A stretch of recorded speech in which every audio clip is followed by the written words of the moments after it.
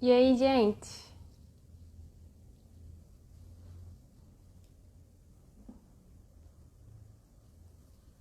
Sejam bem-vindos.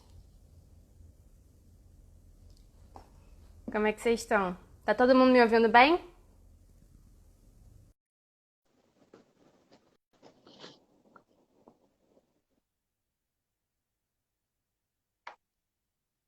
Gente, a gente chegou à marca de 2.000 seguidores na semana passada. Então, tem uma galera nova aqui que não conhece tanto o projeto. Então, eu vou explicar mais ou menos o que que é o nosso projeto e como é que ele funciona, né? Bom, a gente busca levar informação sobre saúde para a população.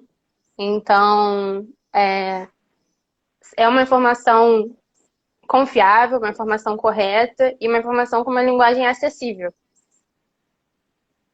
E o intuito disso é que a gente informe a população das informações corretas sobre saúde e que essa população consiga informar outras pessoas. Então, sejam muito bem-vindos. Essa será a nossa terceira live. Vamos aguardar a entrada do Pedro. E aí, quando ele entrar, eu me apresento e apresento ele também. E explico como é que vai ser o esquema dessa live. Ju, Oi, Pedro. me Já ouve entrou? já? Eu tô Tô aqui. te ouvindo. Tá Você bom, não você consegue já me tá ver? aparecendo. Eu não consigo. Vocês estão vendo o Pedro, gente? Na minha tela eu apareço. Vamos ver a galera respondendo. Vocês estão vendo o Pedro, gente? Hum, Gente, ele tá ele tá aparecendo. Beleza. aparecendo. Show. Então vamos Beleza. continuar. É isso mesmo. Show. Gente, eu sou a Juliana Faria. Eu sou do sétimo período de medicina da UFRJ. Hoje nosso convidado é o Pedro Fernandes Ribeiro. Ele é médico graduado pela UERJ, clínico pela UFRJ. Ele é residente de cardiologia no Hospital Universitário Pedro Ernesto e médico intensivista no CTI pós-operatório da Clínica São Vicente da Gávea. Não é isso, Pedro? Falei certo? É isso aí, Ju. Show. Certinho, certinho. Me apresentou direitinho. Muito obrigado pelo convite. Antes de começar aqui, parabenizar vocês pelo projeto. Acho que é muito, muito bonito ver que dentro de um período de crise vocês se mobilizaram no sentido de tentar informar a população, tentar trazer, né, informação de qualidade num momento tão delicado, que às vezes informação é chave. Então, parabéns pelo projeto e muito obrigado pelo convite. É uma honra enorme fazer parte disso. Obrigada a você por ter aceitado, Pedro. Vou explicar para a galera como é que vai funcionar. A gente vai começar falando na primeira parte um pouco para conhecer como que o Pedro atuou na linha de frente da pandemia e sobre experiências dele, sobre como é que ele está percebendo essa situação. E numa segunda parte, a gente vai fazer um quadro chamado Fato ou Fake, em que eu recebi algumas informações dos nossos seguidores que eles não sabiam se eram verdadeiras ou falsas. Então eu vou ler essas informações e o Pedro vai dizer se elas são fato, ou seja, verdadeiras, ou fake, ou seja, falsas. Então vamos começar? Vamos lá. Primeira pergunta, Pedro. Como é que você tem percebido o nível de ocupação dos hospitais? A gente está realmente em uma crise de grande magnitude? Bom, Ju, essa pergunta ela é muito, muito pertinente nesse momento.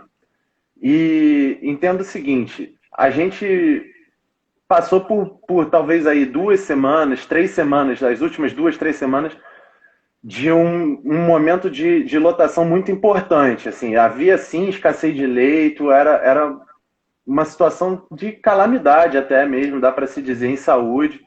Era muito angustiante para o profissional ver que determinadas pessoas não encontravam atendimento, não encontravam espaço, não tinham leito, ou pelo menos não tinham leito dentro das unidades em que eram pertinentes, ou seja, pacientes de terapia intensiva não tinham leito de terapia intensiva, né?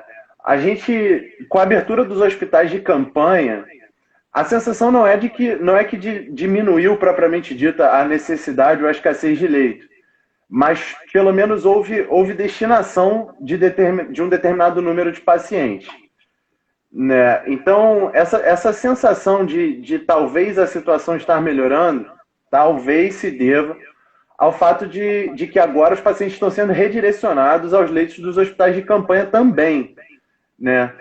Mas é sempre válido insistir no fato de que leito é sim um recurso escasso nesse momento, em uma situação de pandemia. A gente não sabe como isso tudo, como essa questão vai se comportar com a proposta de reabertura, e insistir que se você pode se isolar, você deve cumprir isolamento social. A gente não tem tratamento específico, o tratamento é de suporte e o isolamento social, evitar se contaminar é a melhor forma, e a melhor forma de fazer isso é se isolar dentro do que for possível, claro. Entendi. Então, essa questão do isolamento é bem importante, né? Definitivamente. Tá bom.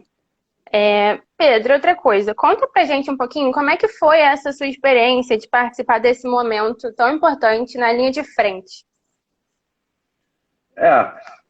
Assim, minha participação na linha de frente, ela começou lá na Gávea, né?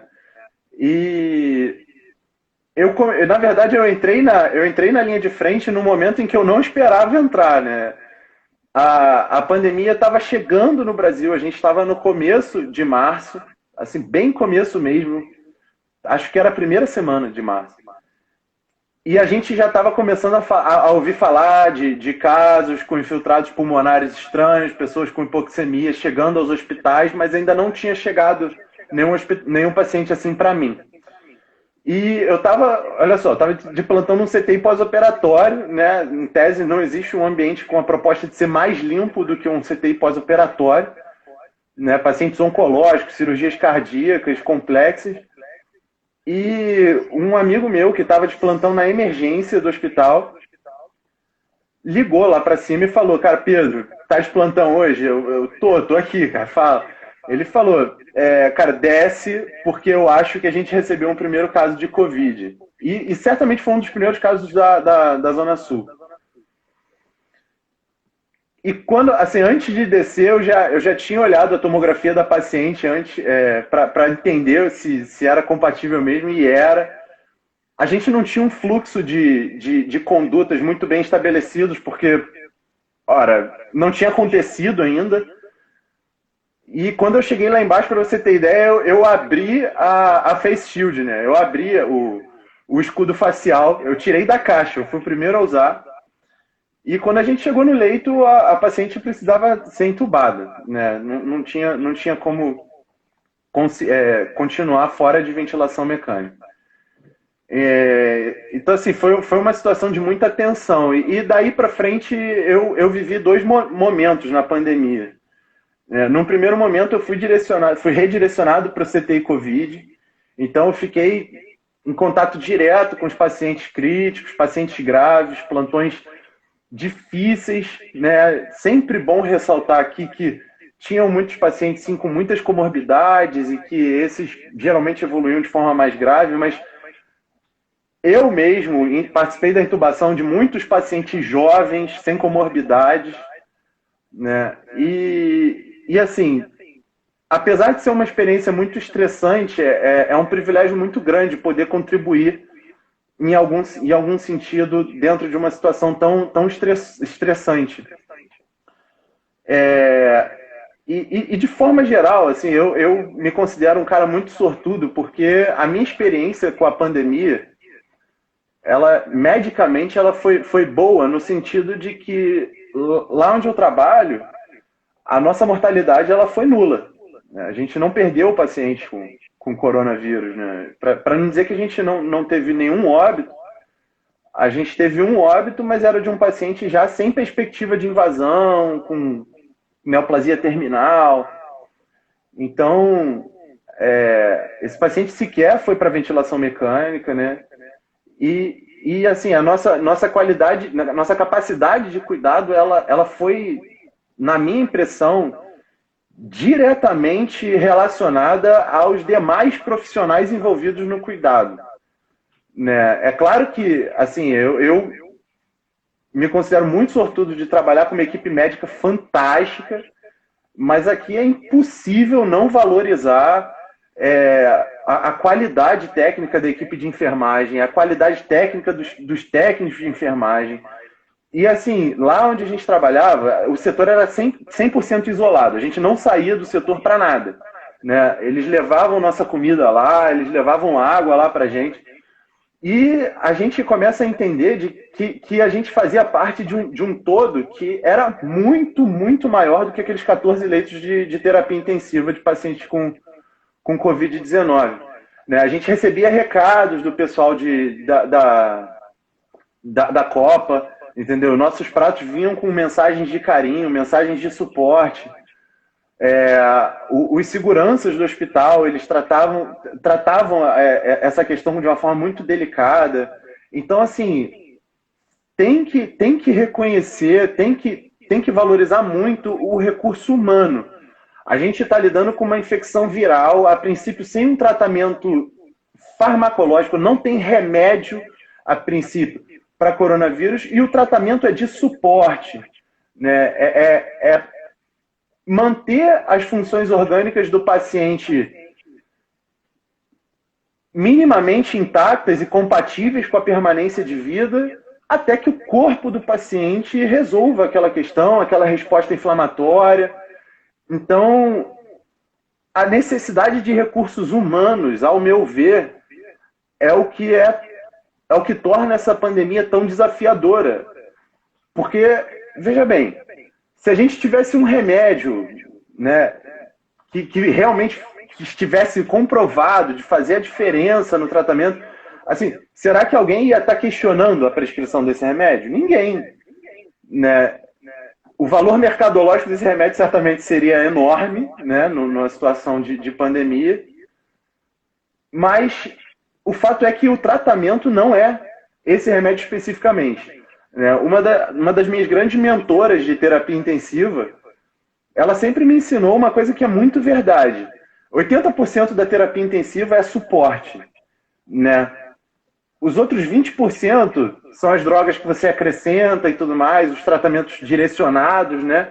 Mas terapia intensiva é eminentemente suporte. Diante de uma infecção viral, a chance da gente conseguir um agente direto, né, que atue contra o coronavírus é realmente muito, muito escassa no curto prazo. Então, volto a reforçar. A melhor maneira de tratar essa pandemia é não se contaminar. E para não se contaminar, tem que se manter isolado, tem que quebrar a cadeia de propagação e tem que cumprir isolamento social. Sempre respeitando questões sociais dentro do que for possível, do que for financeiramente viável, mas o isolamento social é a chave. Acho que sim, dentro do meu relato também de experiência da pandemia, acho que meu segundo momento dentro da pandemia foi viver justamente a tentativa de abarcar as necessidades de saúde dos pacientes que não tinham coronavírus, né? Eu ainda não me infectei e a gente começou a notar que, por exemplo, conforme eu disse, um CTI pós-operatório não pode ser um CTI infectado. Então, pacientes que tinham cirurgias oncológicas, às vezes cirurgias cardíacas, cirurgias emergenciais, elas estavam com o seu fluxo extremamente prejudicado por causa da indisponibilidade de unidades limpas. E a gente começou a perceber que essas pessoas também precisavam se tratar, né? As pessoas não pararam de infartar porque o coronavírus apareceu, as pessoas não pararam de sofrer traumas ortopédicos, né? As pessoas continuam tendo apendicite, continuam precisando operar cirurgias oncológicas, por exemplo. Então, no segundo momento da pandemia, a gente começou a tentar criar unidades isoladas de coronavírus. E quando todo mundo achou, pô, ótimo, vou parar de trabalhar com coronavírus. Não, na verdade, a gente está tendo o dobro do trabalho, né? Porque quando a gente tem uma unidade que absorve o paciente que tem suspeita e você espera a confirmação diagnóstica, existe um conforto no sentido de que você entra totalmente paramentado, você antecipa, né, as possibilidades de contaminação dos profissionais. Quando você está numa unidade limpa, você tem justamente o trabalho de fazer barreira, né? Você tem que rastrear as pessoas que entram. Eu mesmo tenho que colher swab para PCR de coronavírus de 10 em 10 dias. Eu não aguento mais colher swab. Eu estou no meu 5º swab. Então, eu estou nesse momento agora fora da linha de frente, tentando proteger as pessoas que ainda precisam de cuidado fora do coronavírus, né? Então, assim, eu realmente vivi 2 momentos na pandemia. Me considero privilegiado de poder ajudar, mas, de forma geral, é uma situação que exige muito da gente e que definitivamente a gente só está aqui porque a gente tem uma equipe por trás, né? O cuidado não é só do médico.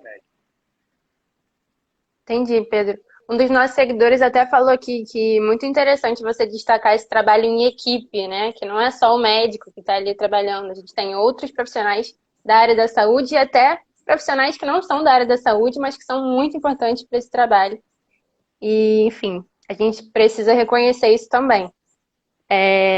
Isso que você falou também das pessoas que não param de adoecer de outras causas, né? A gente ainda tem que reforçar isso, as pessoas precisam entender que o resto não para, né? Que as pessoas continuam ficando doentes de outras causas também. Exatamente. Pedro, vamos para a nossa segunda parte, então? Vamos desmentir alguns boatos agora? Vamos tentar. Vamos tentar, tá bom. É o seguinte, essa parte eu expliquei no início, mas eu vou só dar uma recapitulada para quem entrou agora. A gente vai fazer um quadro de fato ou fake, em que eu recebi algumas informações aqui na página dos nossos seguidores, com informações, com frases que eles não sabiam se era verdade ou se era mentira. Então eu vou perguntar para o Pedro, fato ou fake, e se for verdade, ele vai dizer que é fato. Se for mentira, ele vai dizer que é fake e ele vai explicar o motivo. Então, Pedro, primeira informação. Fato ou fake? A cloroquina, hoje, deve ser utilizada para tratar Covid-19. Não tinha um fato ou fake mais fácil? Vamos lá. Já começou com esse, já. Bom, eu vou ter que considerar um fake, tá? Assim, ao meu ver, a medicina ela deve ser feita sempre com muita cautela. E a gente tem sempre que se embasar da melhor forma possível, do ponto de vista científico, nas terapêuticas que a gente propõe.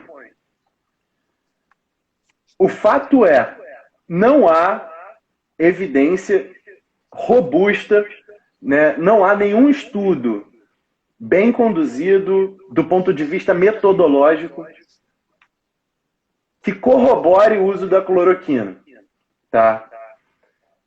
Os ensaios que viram desfechos positivos, eles têm falhas metodológicas graves. Um desses ensaios sequer divulgou os intervalos de confiança da pesquisa. Então, assim, tentando traduzir isso, é como se a pessoa dissesse que o achado dela é relevante, mas não me mostrasse as contas que fizeram ela chegar a essa conclusão. E eu acho assim, minha conclusão pessoal, até o momento, baseado no que a gente tem, no que eu já li, é que, de fato, a cloroquina ela não é capaz de mudar desfecho nesses pacientes. Houve recentemente a publicação de uma pesquisa que sugere agora o contrário. Ela pode fazer malefício, ela pode trazer malefício.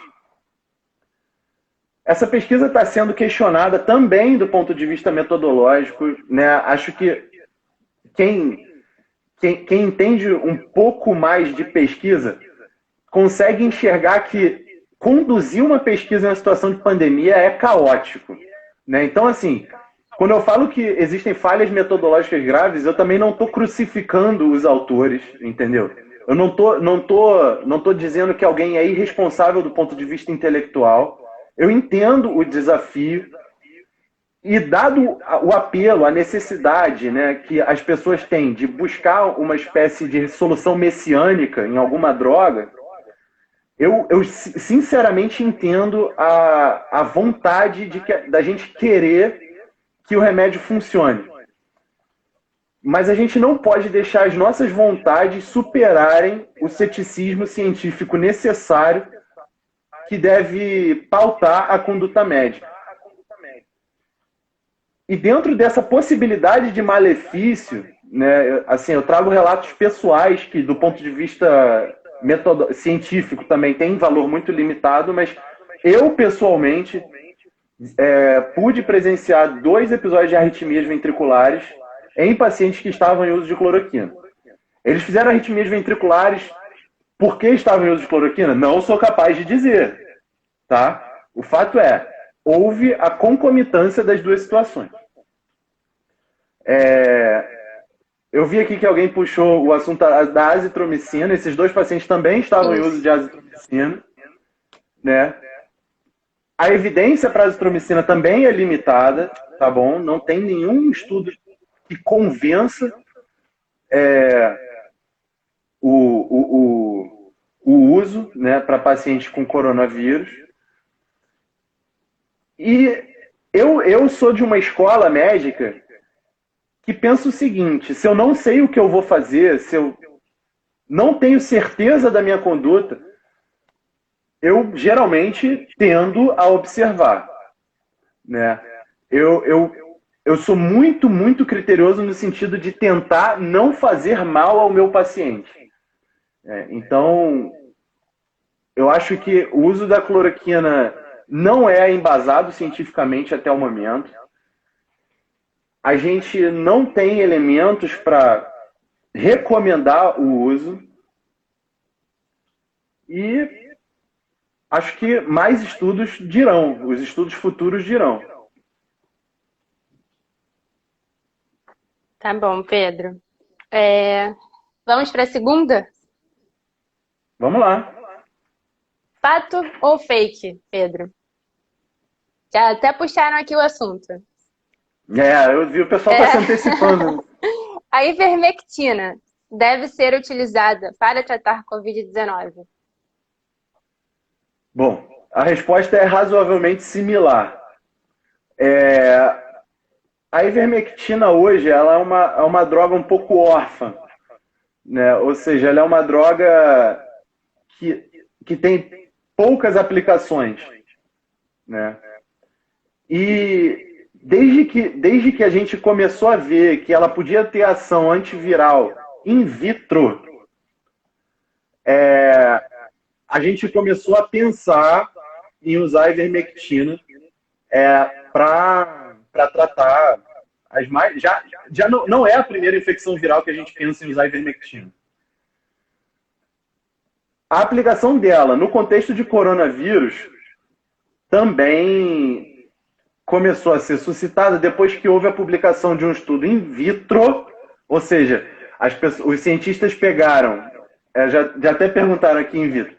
In vitro significa que o cientista pega, isola o vírus em células dentro de uma placa de Petri, no meio de cultura, dentro do laboratório, e expõe esse meio a uma determinada droga e estuda a ação dela dentro daquele contexto. A ação da ivermectina nesse estudo foi positiva no sentido de diminuir a replicação viral e até mesmo eliminar o vírus. Aqui a gente sempre tem que pensar o seguinte: o sistema in vitro é um sistema infinitamente mais simples do que um sistema biológico que é o corpo humano. Então, entenda o seguinte, água destilada elimina a bactéria in vitro, elimina o vírus in vitro, elimina um fungo in vitro. Né? A água destilada é capaz de fazer isso. Se a gente for pegar um exemplo recente, né, a gente tem o exemplo da fosfatenolamina, por exemplo, naquela situação de muita polêmica de tratamento de câncer, quando ela só tinha comprovação de ação in vitro. A ação em termos de sistema biológico, ela é totalmente diferente e, assim, você tentar extrapolar o fato de que ela tem ação in vitro, ela deve ter ação em vivo também. Essa extrapolação ela não existe do ponto de vista científico. Né? Existem muitos passos de estudo. Primeiro você tem que ver se ela é segura em vivo. Depois que ela é segura, você tem que fazer o estudo de dosagem em vivo. Uma vez feito o estudo de dosagem, você vai ter que fazer, aí sim você vai ver se é uma droga minimamente eficaz, se existe plausibilidade na eficácia da droga. Uma vez comprovada a eficácia da droga, aí você vai estudar ela num contexto clínico extenso, com um número grande de pacientes e que talvez ela tenha aplicação em termos de tratamento.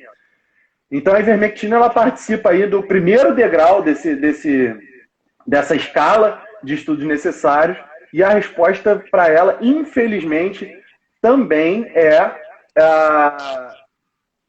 que a gente não tem como embasar a sugestão do uso de ivermectina para o tratamento desses pacientes.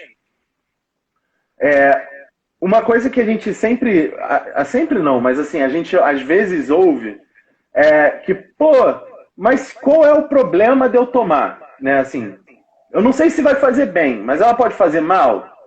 Olha, se a gente pensar no contexto da hidroxicloroquina, a gente já tem aí sugestão de que ela possa fazer mal. Pedro, mas a gente usa hidroxicloroquina há décadas e ninguém nunca pensou em arritmia, ninguém nunca se preocupou com isso. Ela é usada há muito tempo para tratar pacientes reumatológicos, né? É uma droga antimalárica também. E a gente nunca se preocupou com isso. Por que agora a gente está se preocupando? Bom, a gente agora está usando a droga num contexto totalmente diferente.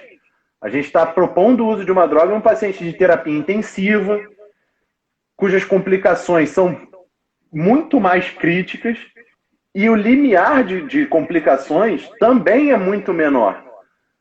Então, na minha interpretação, o problema de você usar essas drogas agora, com o pressuposto de que a gente usa elas há muito tempo e que as pessoas nunca tiveram muitos efeitos colaterais, é que a gente não tem o uso dessas drogas, ou pelo menos não tem um uso vastamente estudado dessas drogas, num contexto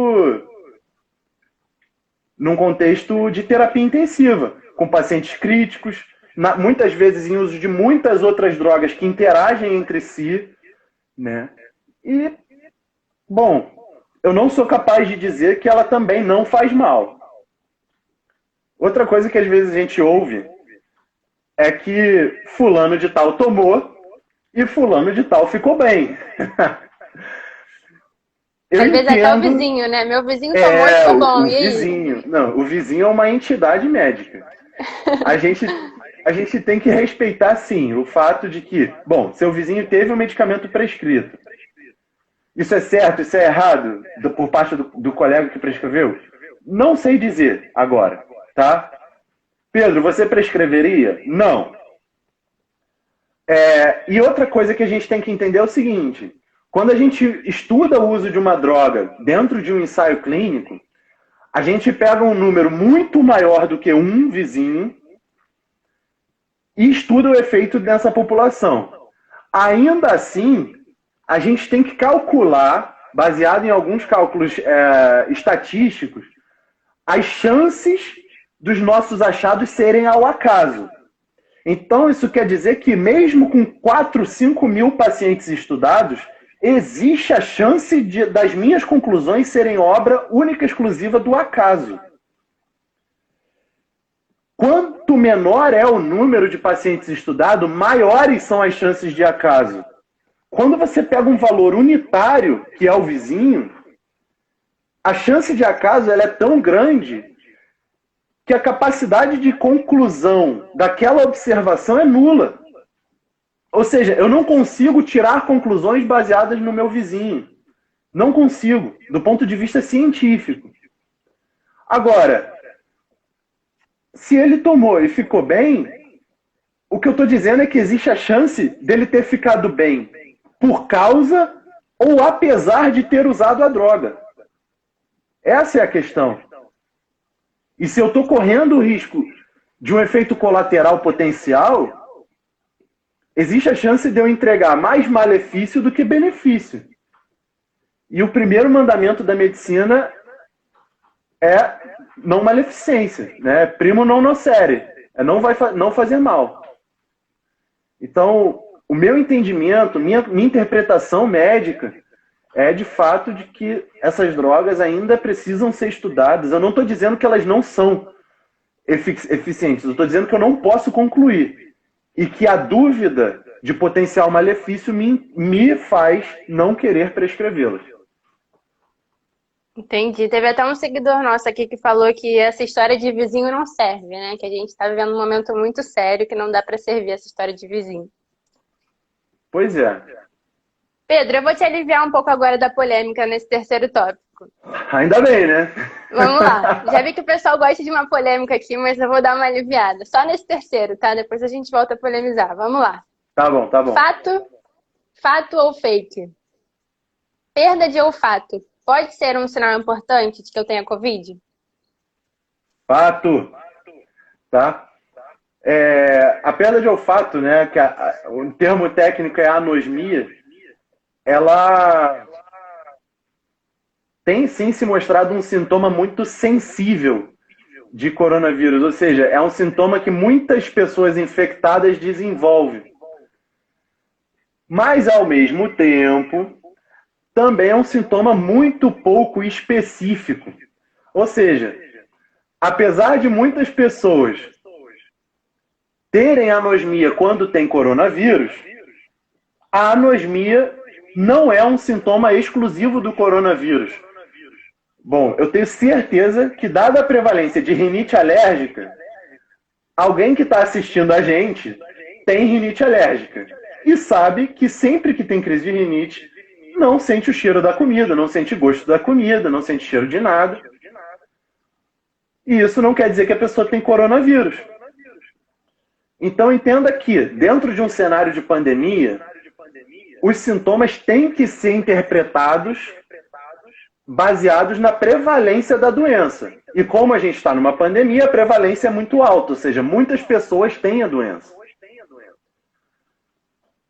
Ainda que seja um sintoma brando, a anosmia ela deve sim aventar a possibilidade diagnóstica de infecção pelo coronavírus. Aqui sempre vale a pena ressaltar também outros sintomas gripais, né? A pessoa que está com anosmia começou a desenvolver tosse, dores musculares, dor retroorbitária, é uma queixa que a gente tem visto muito, cefaleia, né, dor de cabeça, febre. Esses sintomas, sim, são comemorativos que, quando presentes em conjunto, começam a tornar a possibilidade diagnóstica maior, né? A gente, em medicina, dificilmente tem um sintoma que dá o diagnóstico. A gente brinca que a gente tem que montar o quebra-cabeça. Então, o paciente que está com anosmia isolada, ele tem que se atentar para estar ou não infectado, sim. Mas a gente tem que sempre pesquisar ativamente, como profissional de saúde, perguntar: o senhor não teve febre? A senhora não teve dor no corpo? Né? E, baseado nisso, montar o quebra-cabeça da suspeita diagnóstica. Entendi. Então, se eu tiver Covid, eu posso ter perda de olfato, mas não é porque eu tenho perda de olfato que com certeza eu tenho Covid, né? Perfeito, perfeito. Então tá bom, então isso ficou esclarecido. Vamos pro próximo? Vamos lá. Fato ou fake, Pedro? Tomar antibiótico antes mesmo de ficar doente reduz as minhas chances de pegar coronavírus. Fake. Aqui é sempre muito bom esclarecer o seguinte: os antibióticos eles têm ação antibacteriana. A pandemia trata de uma infecção viral. A razão pela qual os pacientes que chegam com comemorativas de gravidade aos hospitais receberem também antibiótico é o seguinte: a confirmação diagnóstica por PCR, né, que é o swab do nariz, ela demora um pouco. E conforme eu disse lá no começo, as outras doenças não pararam de existir. E às vezes a gente não consegue diferenciar pela tomografia uma pneumonia bacteriana de uma pneumonia viral. Como o paciente está muito grave, a gente acaba tratando todas as causas até que a gente tenha uma elucidação diagnóstica mais precisa.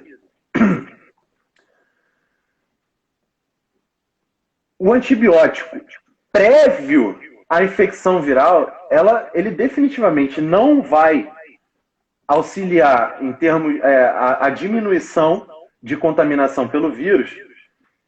Ele tem toda uma questão de possibilidade de indução de resistência bacteriana e de efeitos colaterais de antibiótico que faz ele definitivamente não ser usado com essa finalidade. O uso de antibiótico profilático ele é reservado a situações muito específicas na medicina.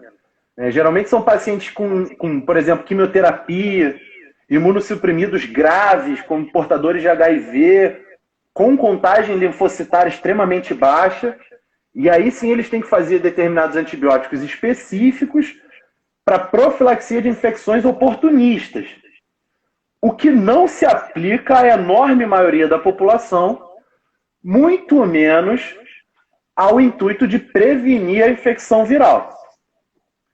Então, como um amigo meu diz, antibiótico não é jujuba. A gente não deve tomar antibiótico com o intuito de impedir a infecção viral. Aqui eu volto a dizer, eu acho que vocês vão dormir pensando nisso, que a única forma de prevenir a contaminação é se isolar e se ater às medidas de higiene social. Beleza, então, de novo, essa questão é muito importante, né? Prevenção, isolamento, essas medidas são muito importantes. A gente tem um próximo tópico aqui, que já até foi adiantado pela Angélica aqui algumas vezes. Uhum. Fato ou fake, Pedro? Chá de limão com bicarbonato quente ou vitamina C. Aí, Angélica, vitamina C. Pode curar paciente com coronavírus? O uso desses instrumentos, ele definitivamente não foi estabelecido como alguma coisa que pudesse levar os pacientes à cura. E aqui eu reitero o conceito de cura e tratamento, né? A gente vê isso, inclusive, por parte de alguns colegas médicos, o que é bem ruim, no sentido de que eles começam a entender que só há tratamento se houver um remédio específico. Mas eu volto a dizer, terapia intensiva é 80% suporte, né? Tratamentos específicos, eles são reservados a situações específicas.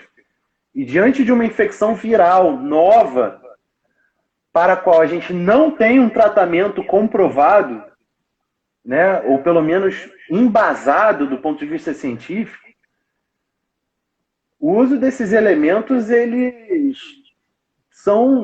caem em crença popular, né? E aqui a resposta ela vai acabar se assemelhando à resposta da ivermectina com a hidroxicloroquina, com a ressalva de que esses elementos são ainda menos estudados. Então, se a pergunta é se eles são capazes de curar ou até mesmo amenizar as infecções, não. o que determina a evolução do paciente são situações de saúde prévias e a resposta do hospedeiro àquela infecção, né? Nos primeiros dias, se o paciente evolui com gravidade, provavelmente ele evolui com gravidade por causa de viremia, ou seja, uma agressão própria do vírus, e numa fase mais tardia, quando a viremia já não é mais tão alta, quando o paciente evolui com gravidade nesse momento, ele provavelmente evolui com gravidade por causa de uma resposta orgânica dele exacerbada ao vírus. Então, sendo um pouco mais sintético, não. Esses elementos não são capazes de curar o vírus, de curar a infecção pelo vírus. Tá bom, beleza. Algumas pessoas estavam falando aqui sobre teste, PCR, essas coisas. O próximo tópico, a gente vai abordar um pouco isso. E a pergunta que enviaram pra gente, a informação que enviaram pra gente para saber se era verdadeira ou falsa, é a seguinte, Pedro. Fato ou fake? Se meu teste PCR der positivo para Covid, existe alguma possibilidade de eu não estar transmitindo essa doença? Existe. Vamos lá. O teste do PCR, ele é a coleta de material da faringe e da hipofaringe, que é o que a gente chama de santuário do vírus, é onde o vírus se concentra predominantemente. Então a gente vai lá nesse local onde ele mora e tenta coletar material genético do vírus, amplificar esse material genético, ou seja, fazer com que o vírus se reproduza a ponto da gente conseguir detectá-lo no teste. Só haverá amplificação de material viral se houver vírus.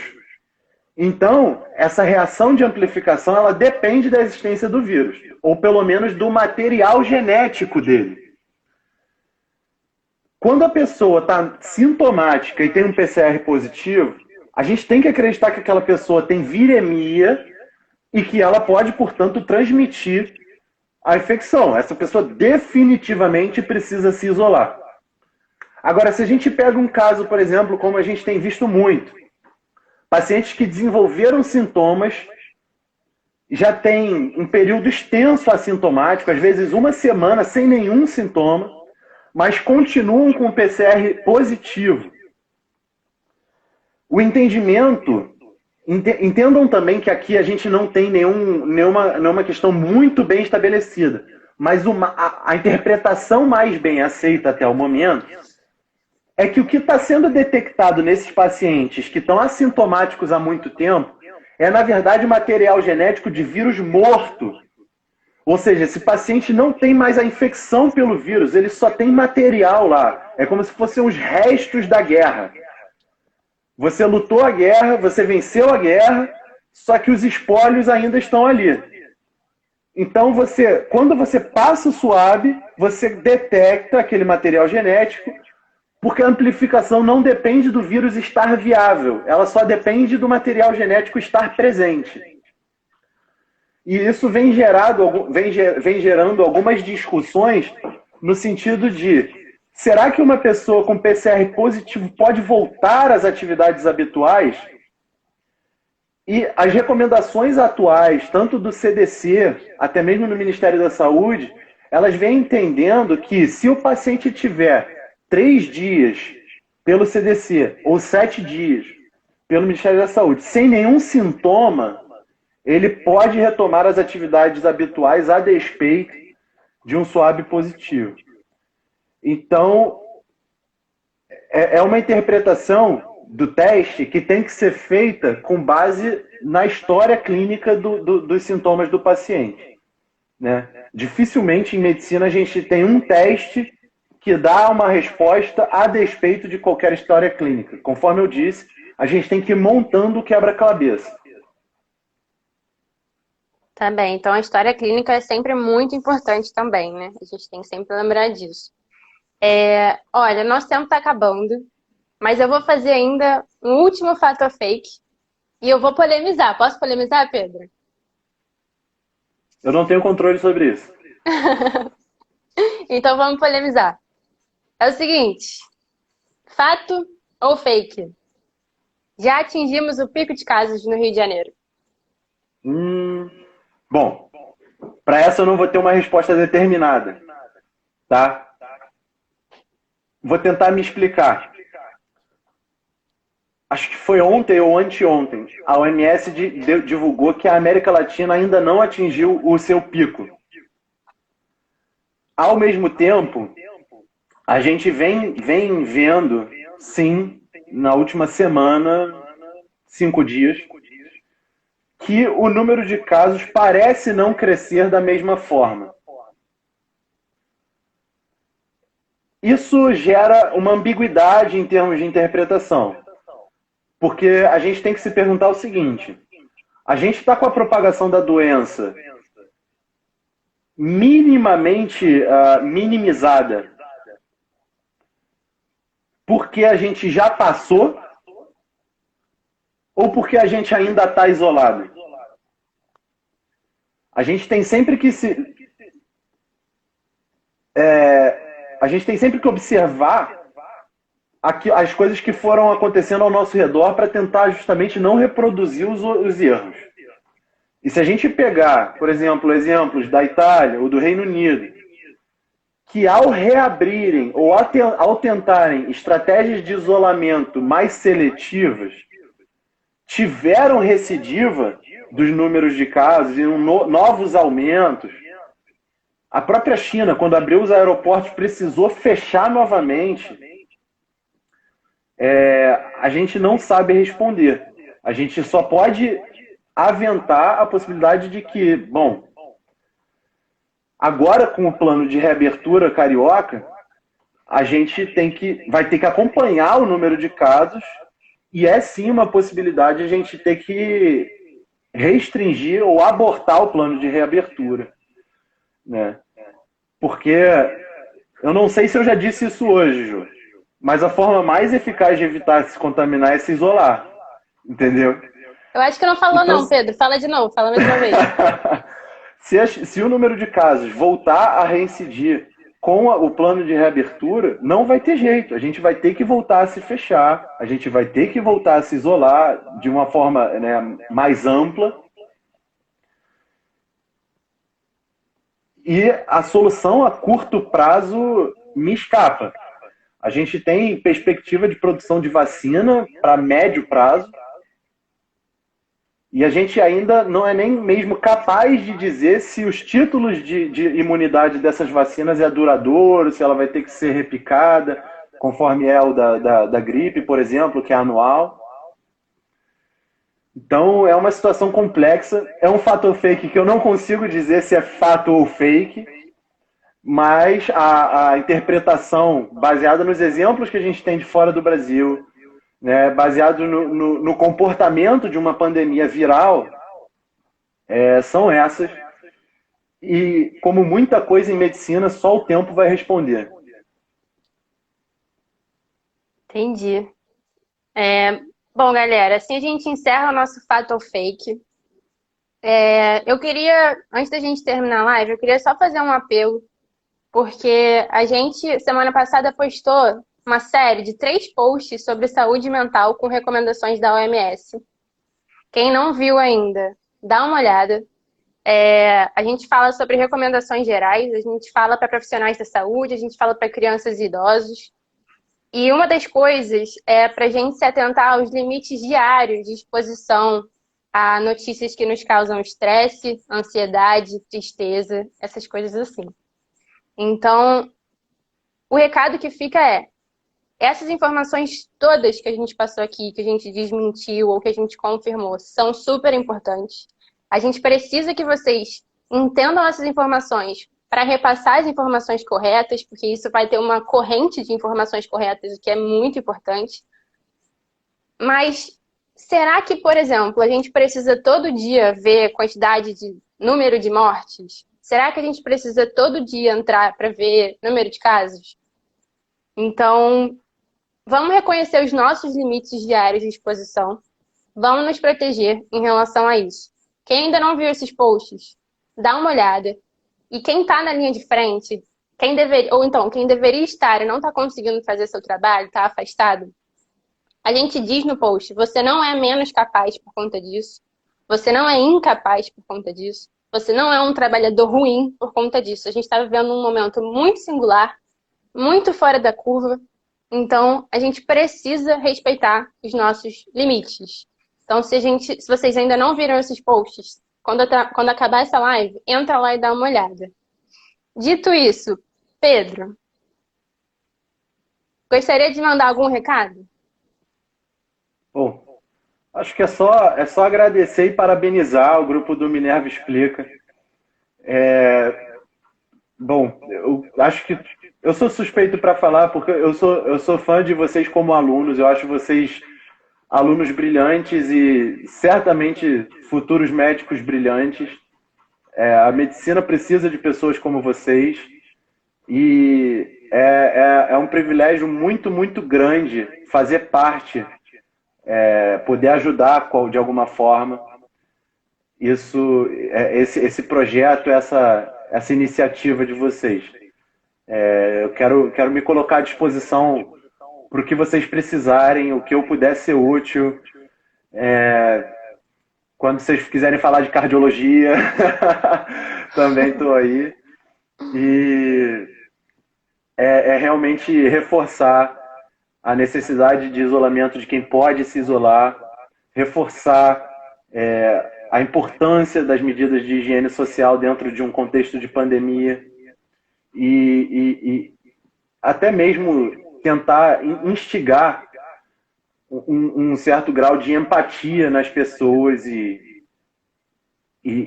isso que a Ju falou de saúde mental é muito importante e a gente entende que ninguém gosta de ficar preso dentro de casa, o ser humano é um ser sociável, a gente precisa de interação, mas a gente está num momento que isso deve ser restrito ao mínimo necessário.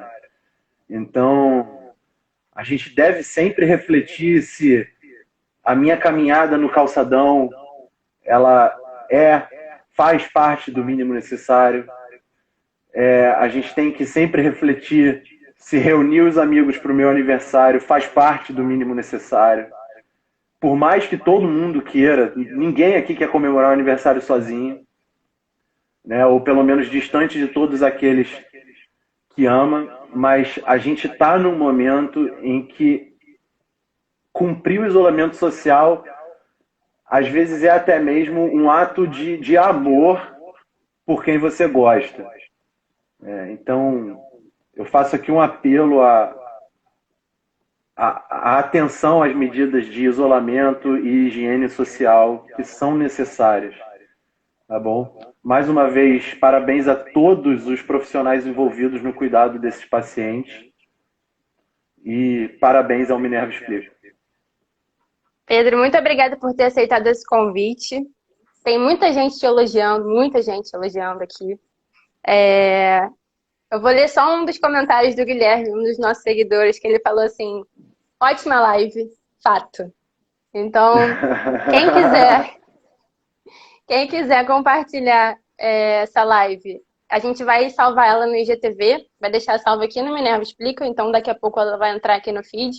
Então, compartilhem. Quem não está seguindo o nosso projeto, segue no Instagram, curte a página no Facebook. Agora a gente tem canal no YouTube.